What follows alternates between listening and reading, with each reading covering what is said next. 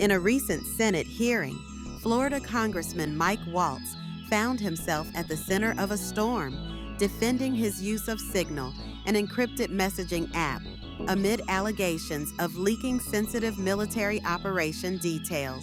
Under the intense scrutiny of Senator Coons, Waltz stood firm, asserting no classified info was shared. But is it really that simple? Waltz claimed that Signal wasn't just a personal choice, it was authorized and recommended for government use. This raises a critical question. Since when does a commercial app become a secure channel for discussing operational secrets? Coons pushed back hard, highlighting the risks involved. If Signal is deemed secure, why is the Pentagon still conducting an investigation? The White House has reportedly been probing this issue, yet Waltz revealed a shocking twist. No disciplinary action has been taken against him. This raises eyebrows. If there's an ongoing investigation, shouldn't there be accountability?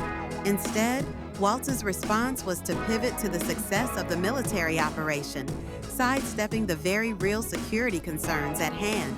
When pressed about whether he consulted Defense Secretary Pete Hegseth before sharing details about the strike, Waltz chose to highlight the mission's achievements rather than address the potential breach of protocol.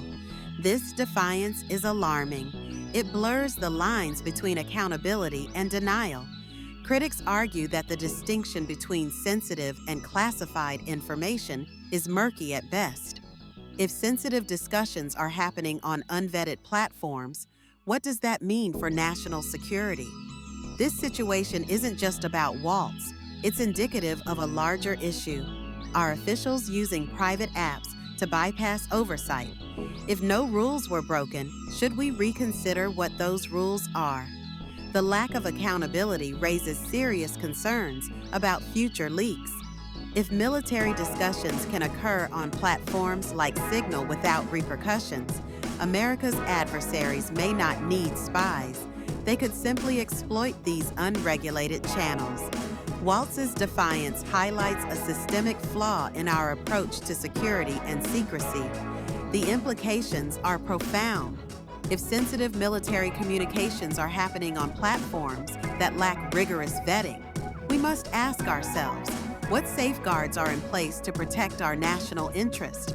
The stakes are high, and the need for clarity and accountability has never been more urgent. In a world where information can be shared at the tap of a finger, we must ensure that our security protocols evolve to meet the challenges of the digital age.